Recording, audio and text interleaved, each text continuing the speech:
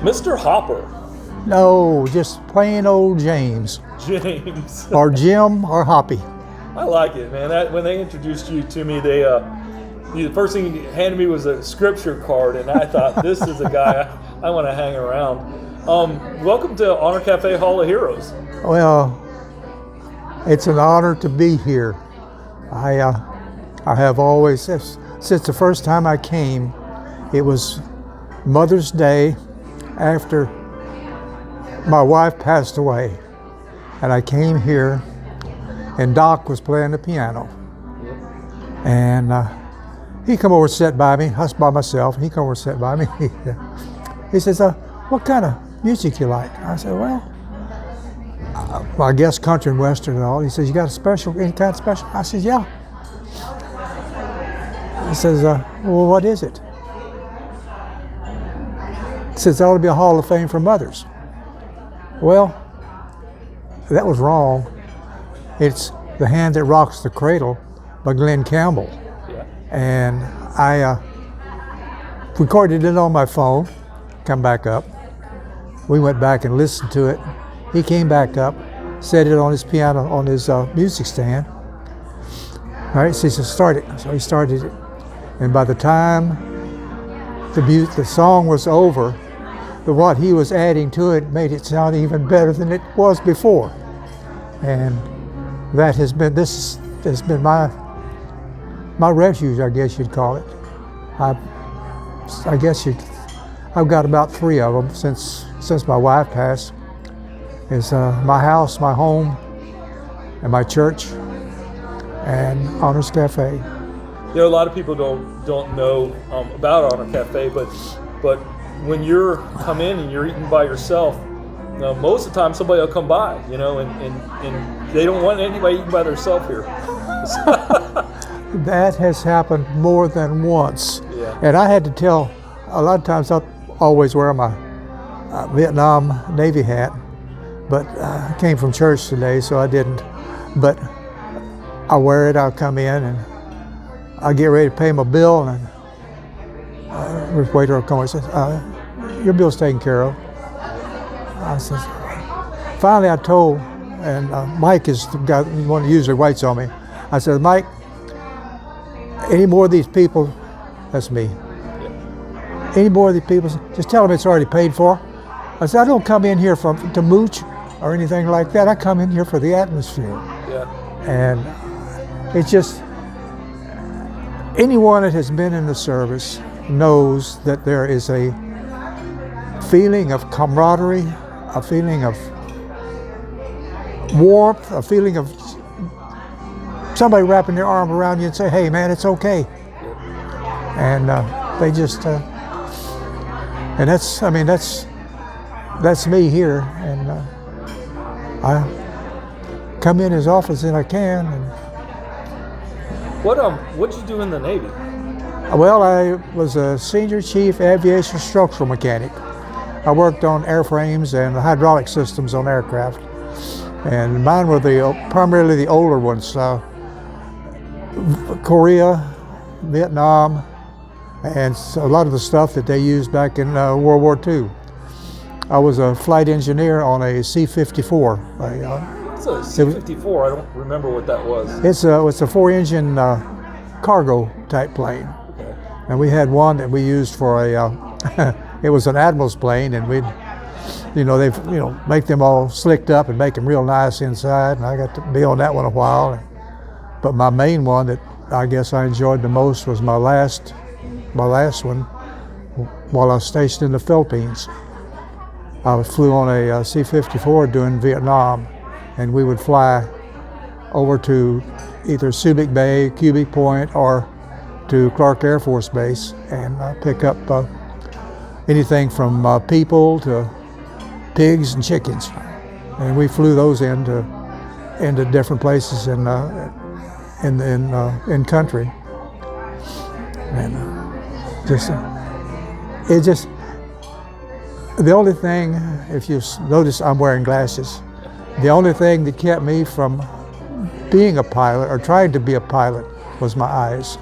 I love to fly. When was that you were flying out of Vietnam? It's 67, 68, during that time. So today, when you're taking off and you're in a foreign country and you think you might get shot out, we have flares and everything. It just seems to me if you were in a cargo plane, you were a sitting duck. Well, we sort of flew around. We had this one on one of the trips. A co-pilot decided, and we had received word over our radios that they had a destroyer sending shells over in, and they told us to vector around it. Well, the co-pilot, he was driving it at the time. He said, "Let's go look." And so he dropped the left wing and was making a turn, going to go around. I thought the plane commander was going to kill him. He says, those don't go straight across, they go up in the air and down, and we're up in the air. But that was basically we were pretty much in safe territory, in safe times. We did have all of our gear and all, and the only thing that we worried about is one of our motors quit running. That happened one time coming back, but we had 3 more, so we were doing all right. That's the reason I liked the big ones with lots of fans. So how long were you in the Navy? I spent day for day about 21, but I got paid for over 22. So you were a chief. That's a big deal.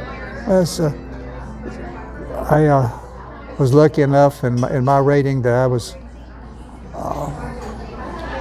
able to advance pretty quick.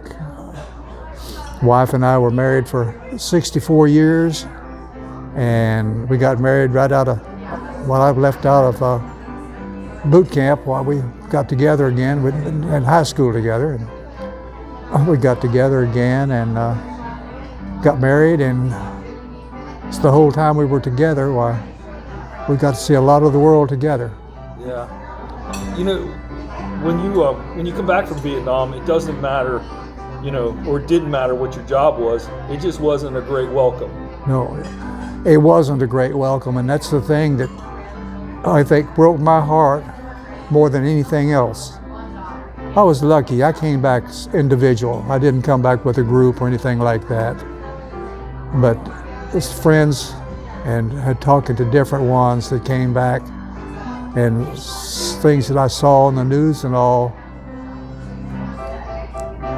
The guys didn't deserve what was said about them to them. They should have been welcomed back, being the heroes that they were. Because people didn't realize that if they hadn't been over there, they might have had to do it over here. And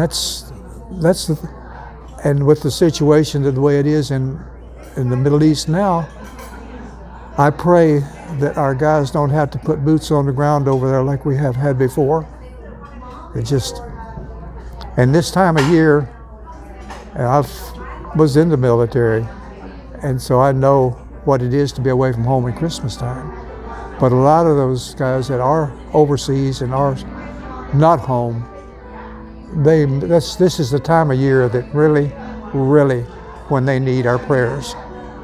And I know you're praying, man, whenever I come in, you hand me a scripture. You're quite a witness, sir. Well, like I say, I graduated from high school, and that was about as far as my education went.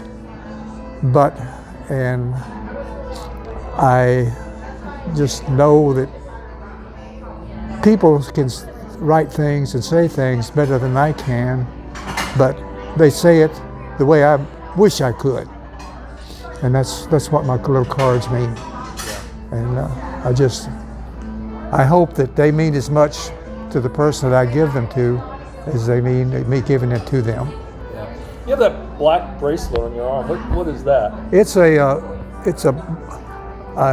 tribute to the group that came back, or to the military men that are in need of help. And the people that make these are, I forget what their names are, but the proceeds go to help get service dogs for them. And it's something that I wish that I could do more for them. And I have a friend that's here that goes to our church. He has a service dog, and he has PTSD. And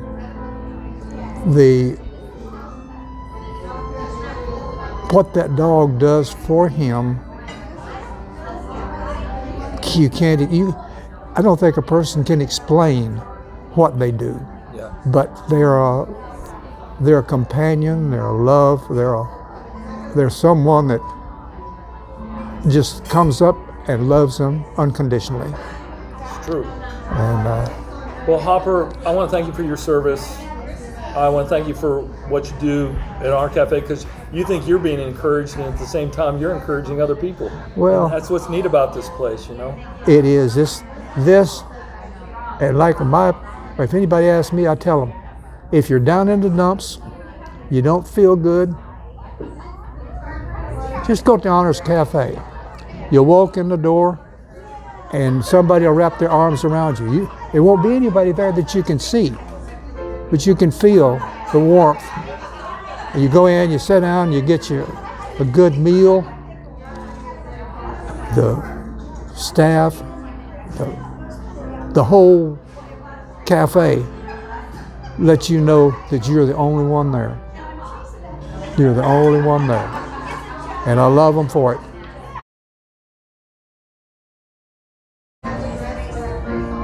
I'll tell you what, thank you. Thanks for being on our cafe, sir, and thank you for being on the Hall of Heroes. Thank you for putting me there, and I appreciate it.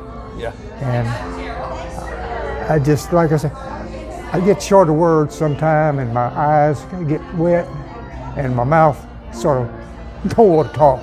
But this place is wonderful. I wish everyone could experience it. There's just so much history and so much that you can't put it into words. No. And if you don't know, our cafe is on Thompson Street in downtown Conroe. And it's not just a cafe, it is a museum. It is an actual museum. And if you're ever in need of a good meal and you want to be around some awesome veterans, well, just stop on by. And if you get on Thompson, and it's on North Thompson, don't go north, go south. Yeah, it's on south by the railroad track. Well, just get on Thompson and head south, and you can't miss it. Thank you. Thank y'all.